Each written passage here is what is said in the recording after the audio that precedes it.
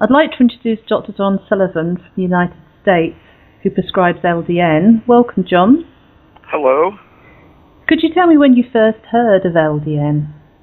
About 10 or 11 years ago, I received a phone call from a doctor at a local research medical center he's a PhD doctor looking at the benefits of LDN, and he asked me if I would give it to a few patients on his behalf just to see how it does in the outside world.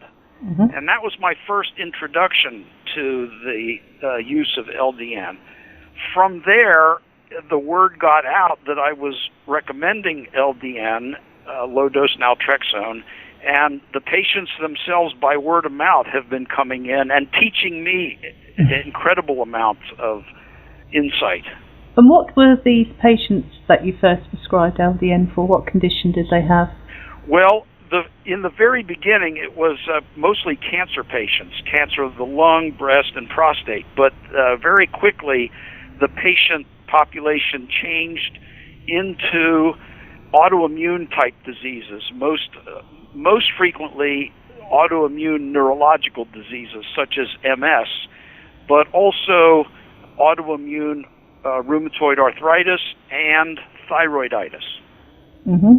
And what kind of a success rate have you been noticing? The success rate is in the high 90s. I don't keep statistics to be able to give you an exact number, but it is so impressive that in my professional opinion, LDN should be the drug of choice for these conditions, and most of the crab drugs for the neurological diseases are obsolete at this point. And do you notice your patients experiencing any initial side effects? Well, there are a few that I caution them about, but they are not universally experienced. Sometimes there's a loss of appetite and a secondary loss of weight. Sometimes there's interference with falling asleep, and then sometimes there is bizarre dream patterns that are new and different.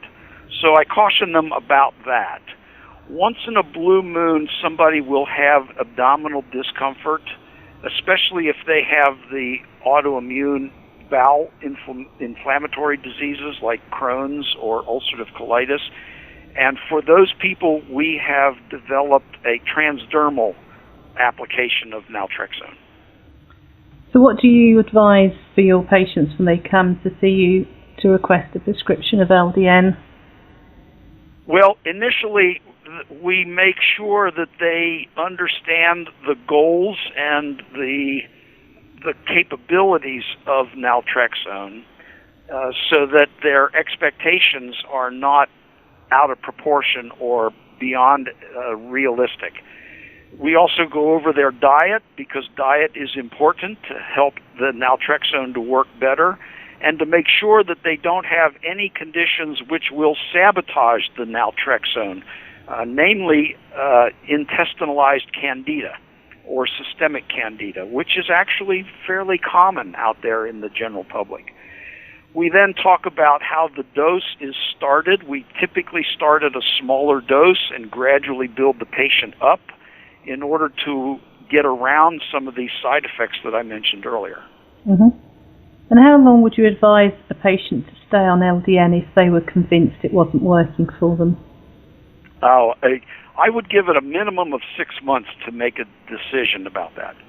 And the patients in whom it doesn't work are really, they are in the minority. They're very, very rare.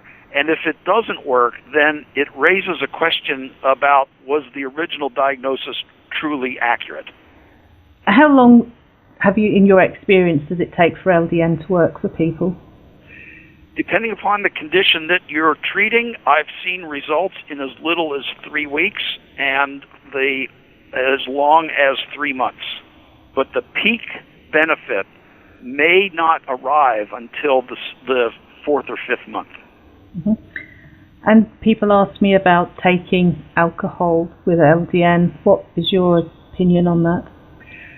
I do talk with people about alcohol. It's part of the routine, LDN seems to magnify the hangover effect the next day.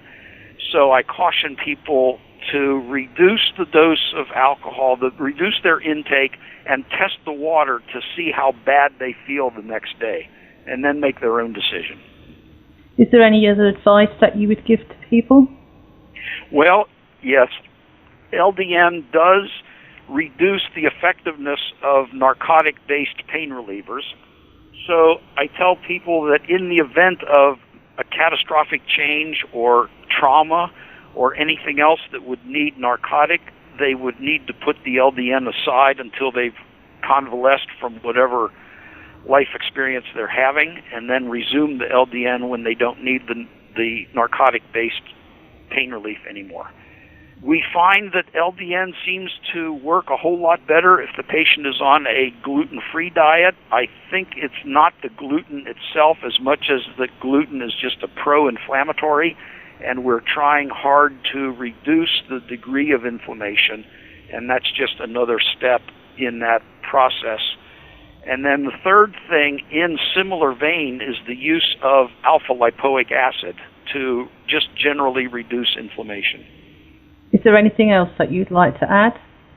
About LDN? No. I think the rest would just be observations here in the office and my personal strong belief in the value of LDN over any of the other patented drugs at this point.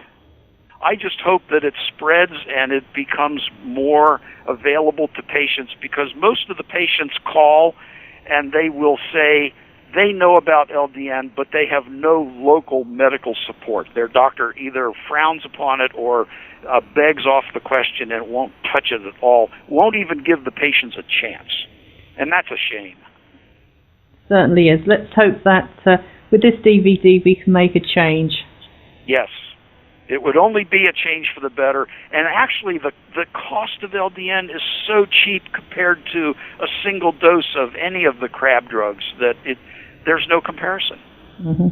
Well, thank you very much for sharing your experience with us. Oh, you're more than welcome.